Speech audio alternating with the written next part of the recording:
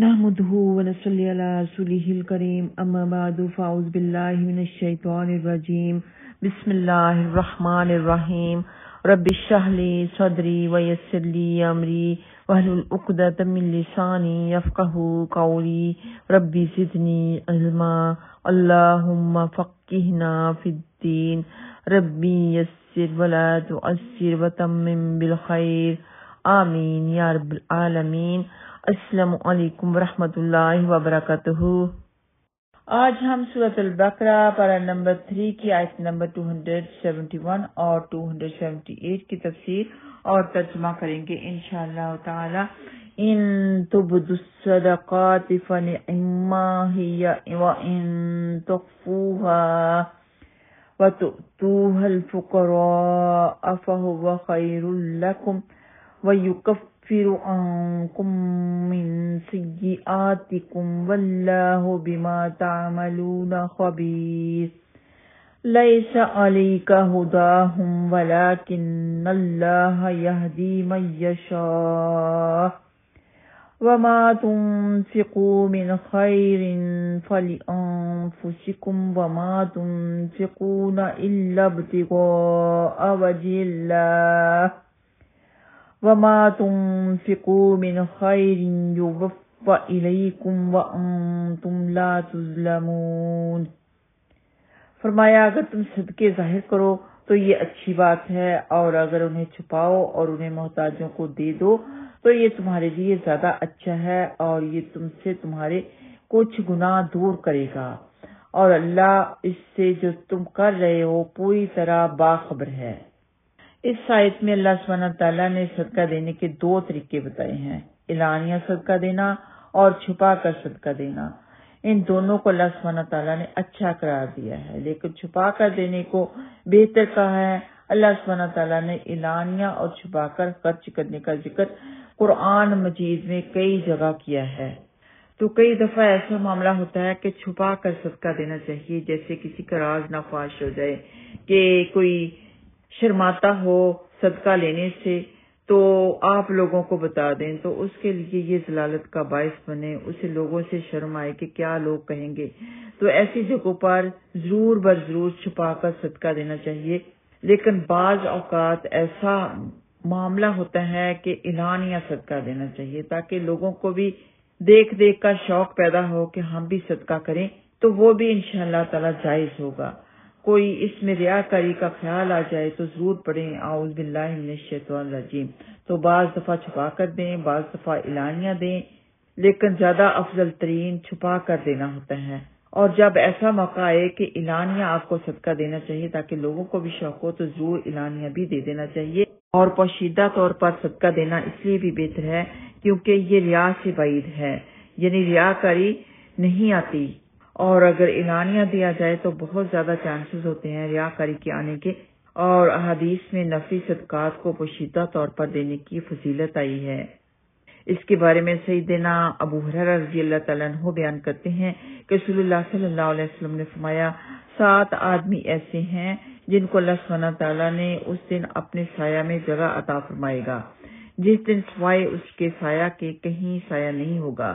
ان میں سے ایک وہ شخص ہے کہ جب وہ کوئی صدقہ دیتا ہے تو اس کو اتنا چھپا کر دیتا ہے کہ اس کے بائیں ہاتھ کو بھی معلوم نہیں ہوتا کہ دائیں ہاتھ نے کیا دیا ہے۔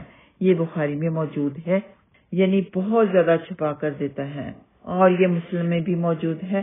سیدنا ابو ہریرہ رضی اللہ تعالیٰ عنہ بیان کرتے ہیں کہ رسول اللہ صلی اللہ علیہ وسلم نے فرمایا ایک آدمی نے کہا میں ضرور صدقہ کروں گا، چنانچہ وہ صدقہ لے کر نکلا، مگر اس نے اسے چور کے ہاتھ پر رکھ دیا۔ صبح ہوئی تو لوگ باتیں کرنے لگے کہ چور کو صدقہ دیا گیا ہے۔ اس نے کہا اے اللہ تمام تعریف تیرے ہی لیے ہے، آج رات میں پھر ضرور صدقہ دوں گا۔ وہ صدقہ لے کر نکلا اور اس نے اسے ایک زانیہ کے ہاتھ پر رکھ دیا۔ صبح ہوئی تو لوگ باتیں کرنے لگے کہ رات زانیہ پر صدقہ کیا گیا ہے۔ اس نے کہا اے اللہ تمام تعریف تیری ہی لیے ہے، میں زانیہ کو صدقہ دے آیا، آج رات میں پھر ضرور صدقہ دوں گا۔ وہ صدقہ لے کر نکلا اور اس نے اسے ایک دولت مند کے ہاتھ پر رکھ دیا۔ صبح ہوئی تو لوگ باتیں کرنے لگے کہ رات دولت مند کو بھی صدقہ دے دیا گیا ہے۔ اس نے کہا اے اللہ تیری تعریف صرف تیرے لیے ہے، میں لا علمی میں چور، زانیہ اور مالدار کو صدقہ دے آیا۔ تو اس سے خواب میں کوئی شخص ملا جس نے اس سے کہا تو نے جو چور کو صدقہ دیا ممکن ہے چور آئندہ چوری سے باز آ جائے، اور تو نے جو زانیہ پر صدقہ کیا ممکن ہے کہ وہ زنا سے باز آ جائے، اور تو نے جو دولت مند پر صدقہ کیا ہے ممکن ہے وہ عبرت حاصل کرے اور اللہ کے دیے ہوئے مال میں سے خرچ کرنے لگ جائے۔ یہ بخاری میں موجود ہے، مسلم میں بھی موجود ہے۔ اور آگے حدیث ہے کہ سیدنا عقبہ بن عامر رضی اللہ تعالیٰ عنہما جہنی رضی اللہ تعالیٰ عنہم بیان کرتے ہیں کہ رسول اللہ صلی اللہ علیہ وسلم نے فرمایا ظاہری طور پر قرآن مجید کی تلاوت کرنے والا ظاہری طور پر صدقہ کرنے والے کی طرح ہے، اور پوشیدہ طور پر تلاوت کرنے والا پوشیدہ صدقہ کرنے والے کی طرح ہے۔ یہ ابو داؤد میں موجود ہے۔ تو یہاں پر بھی وہی معاملہ آتا ہے کہ کبھی ظاہری طور پر قرآن پاک کی تلاوت کرنی چاہیے کہ لوگوں کو بھی عادت پڑے، اور زیادہ افضل ترین یہ ہے کہ پوشیدہ قرآن پاک کی زیادہ سے زیادہ تلاوت کی جائے۔ تو یہ ایسے ہی صدقے کی طرح ہے، اعلانیہ اور ظاہری صدقہ کرنے کی طرح۔ اور آگے آیت نمبر 272 میں اللہ سبحانہ تعالیٰ فرماتے ہیں کہ تیرے ذمے انہیں ہدایت دینا نہیں ہے، نبی پاک صلی اللہ علیہ وسلم سے مخاطب ہیں، اور لیکن اللہ ہدایت دیتا ہے جسے چاہتا ہے۔ یعنی انبیاء کرام کا کام تو یہ ہے کہ اللہ سبحانہ تعالیٰ کا پیغام انہیں دے دیں، ان تک پہنچا دیں، ان کے ذمے ان کو ہدایت پر لے کے آنا نہیں ہے، یہ اللہ سبحانہ تعالیٰ کے ذمے ہے، جسے چاہے اللہ سبحانہ تعالیٰ ہدایت دے دے۔ اور تم خیر میں سے جو کچھ بھی خرچ کرو گے تو تمہارے اپنے ہی لیے ہے، اور تم خرچ نہیں کرتے مگر اللہ کا چہرہ طلب کرنے کے لیے، اور تم خیر میں سے جو بھی خرچ کرو گے وہ تمہیں پورا ادا کیا جائے گا اور تم پر ظلم نہیں کیا جائے گا۔ مطلب اللہ سبحانہ تعالیٰ کی رضا کے لیے خرچ کرو۔ اس سے مقصود مومنوں کو اللہ سبحانہ تعالیٰ کے اوامر کی اطاعت پر ابھارنا اور انہیں یہ بتانا ہے کہ رسول اللہ صلی اللہ علیہ وسلم لوگوں کو راہ راست پر چلانے کے مکلف نہیں ہیں، یہ تو اللہ کا کام ہے۔ رسول اللہ صلی اللہ علیہ وسلم کا کام تو لوگوں کو صرف راستہ بتا دینا ہے۔ تو اس آیت سے ثابت ہوتا ہے کہ غیر مسلم کے ساتھ صلہ رحمی جائز ہے، اور اگر وہ محتاج ہو تو نفلی صدقات سے اس کی مدد کرنا بھی جائز ہے۔ تو تفسیر القرآن میں ہے کہ صحابہ کرام کفار کو صدقہ نہیں دیتے تھے، یعنی جو مستحق تھے، غریب تھے، مسکین تھے، ان کو صدقہ نہیں دیتے تھے کہ یہ تو کفار ہیں، ان کو صدقہ نہیں لگتا۔ فرمایا کہ تم نے تو اللہ سبحانہ تعالیٰ کا چہرہ طلب کرنے کے لیے، اللہ سبحانہ تعالیٰ کی رضا حاصل کرنے کے لیے خرچ کرنا ہے، اور تم خیر میں سے جو بھی خرچ کرو وہ تمہیں پورا ادا کیا جائے گا اور تم پر ظلم نہیں کیا جائے گا۔ یعنی آپ کے سامنے کوئی بھی ضرورت مند ہو تو اس کو صدقہ ضرور دے دو، لیکن زکوٰۃ کے پیسے صرف مستحق لوگوں کو ہی دیے جائیں گے، جو کہ 8 مصارف اللہ سبحانہ تعالیٰ نے سورۃ التوبہ میں فرما دیے ہیں، انہی کے مطابق زکوٰۃ دی جائے گی۔ وہ غیر مسلم کو نہیں لگتی، لیکن صدقات لگتے ہیں۔ سیدنا عبداللہ بن عباس رضی اللہ تعالیٰ عنہما سے روایت ہے کہ صحابہ کرام اس بات کو ناپسند کرتے تھے کہ وہ اپنے مشرک رشتہ داروں کو تھوڑا سا عطیہ بھی دیں، چنانچہ اس سلسلے میں جب انہوں نے رسول اللہ صلی اللہ علیہ وسلم سے دریافت کیا تو آپ نے تھوڑا سا خرچ کرنے کی اجازت دے دی۔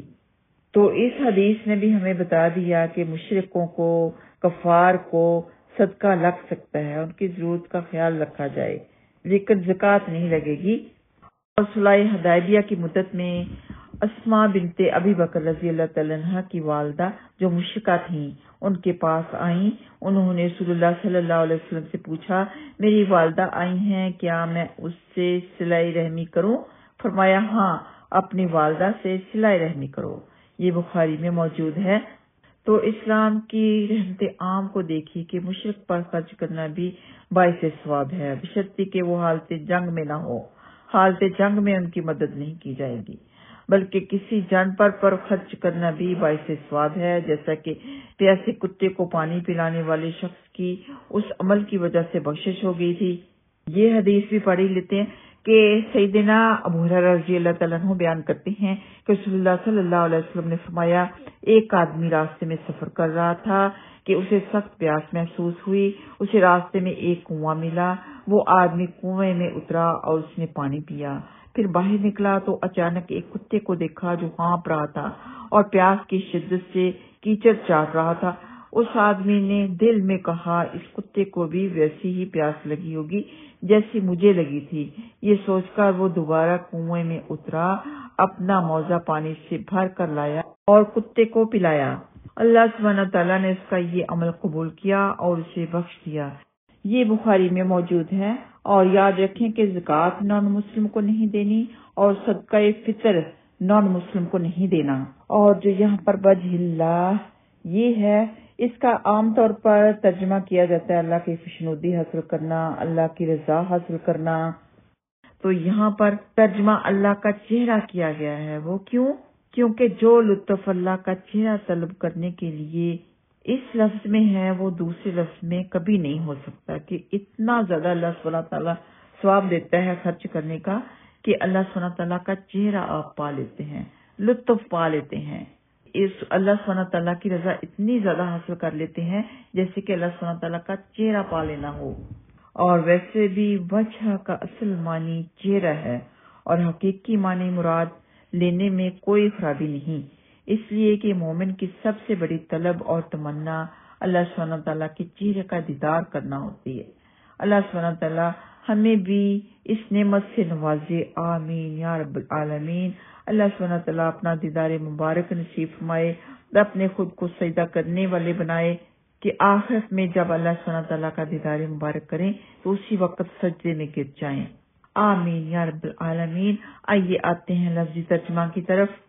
ان اگر تبدو تم سب ظاہر کرو الصدقات صدقات کو فنعما تو اچھی چیز ہے، یا وہ ان اور اگر تخفوها تم سب اسے چھپا لو، یعنی تم سب چھپا لو انہیں، وتؤتوها اور تم سب دے دو انہیں الفقراء فقراء کو، فہوا پس وہ خیرون بہتر ہے، اچھا ہے، لکم تمہارے لیے، ویکفر اور وہ دور کر دے گا، عنکم تم سے، من سیئاتکم تمہارے گناہ، اور اللہ بما اس سے جو تعملون تم سب کرتے ہو، خبیر خوب باخبر ہے۔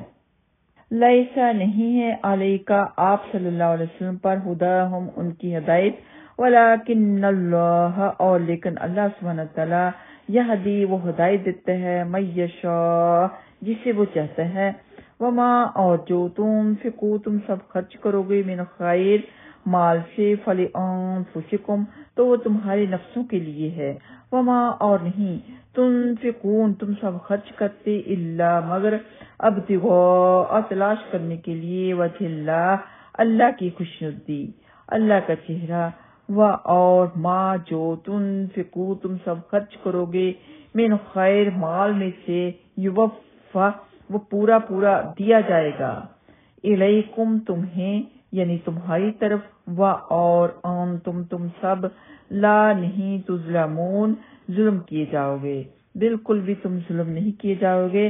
وآخر دعوانا ان الحمدللہ رب العالمین۔ السلام علیکم ورحمۃ اللہ وبرکاتہ۔